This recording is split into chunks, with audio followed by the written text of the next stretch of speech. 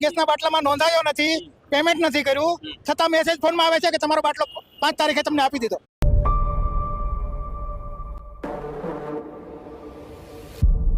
Middle ઈસ્ટમાં ચાલી રહેલા યુદ્ધના કારણે સ્ટેટ ઓફ હોર્મુઝમાં શિપિંગ લગભગ થંભી ગયું છે.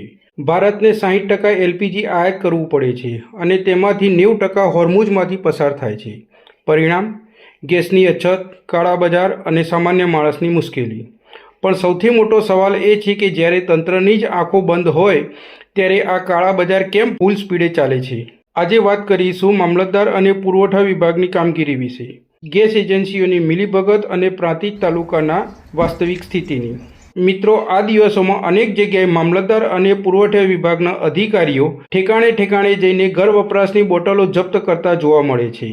પણ પ્રાંતિજમાં મામલતદાર અને પુરવઠા અધિકારી તો સ્થળ તપાસ કરતા પણ દેખાતા નથી. કોઈને ખબર પણ નથી કે તેઓ તપાસ કરવા નીકળ્યા છે કે નહીં. શું એમ સમજવું કે સ્થળ તપાસ ન કરવાથી મોટો ફાયદો થતો હશે? આ એક મોટો પ્રશ્ન છે.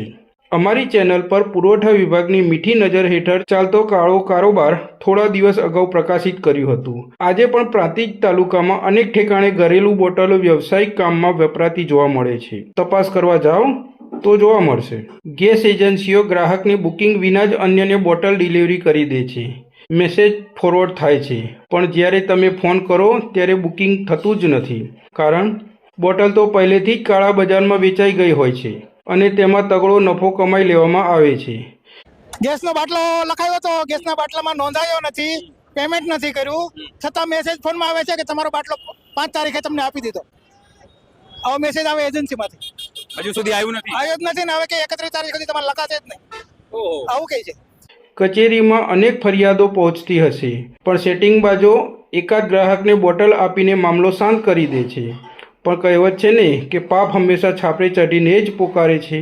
લોકસભામાં વડાપ્રધાન નરેન્દ્ર મોદીએ સ્પષ્ટ સૂચના આપી છે, એલપીજી ગેસની કાળાબજારી કરનારાઓ પર મોટી કાર્યવાહી કરો. પણ આપણા પ્રાંતિજમાં મામલતદાર અને પુરવઠા અધિકારી ગેસ એજન્સીના સંચાલક સાથે તાલમેલ હોય તો નિયમ અનુસારની કાર્યવાહી કેમ થાય? હવે કાર્યવાહી થશે કે નફાખોરી ચાલુ રહેશે તે જોવું રહ્યું. મિત્રો, આ અછતનો લાભ ઉઠાવીને સામાન્ય માણસને પરેશાન કરવાની કોઈને છૂટ નથી. જો તમને ગેસ એજન્સીમાંથી બુકિંગ ન થતું હોય અથવા કાળા બજાર જોવા મળે તો તુરંત ફરિયાદ કરો. હેલ્પલાઇન નંબર આ વિડીયોના ડિસ્ક્રિપ્શનમાં આપેલા છે. મામલતદાર અને પુરવઠા વિભાગને પણ જવાબદાર ઠેરવવા જોઈએ. જો તમને આ વિડીયો ગમ્યો હોય તો લાઇક, શેર અને સબસ્ક્રાઇબ કરીને બેલ આઇકન દબાવી દો. આવા મુદ્દાઓ પર અવાજ ઉઠાવવા માટે તમારો સાથ જરૂરી છે. કોમેન્ટમાં તમારો અનુભવ શેર કરો. તમારી એજન્સીમાં શું ચાલી રહ્યું છે? જય હિન્દ, જય જય ગરવી ગુજરાત. ફરીથી મળીશું નવા વિડીયો સાથે. ગૌતમ મિસ્ત્રી, સ્વદેશ ક્રાંતિ.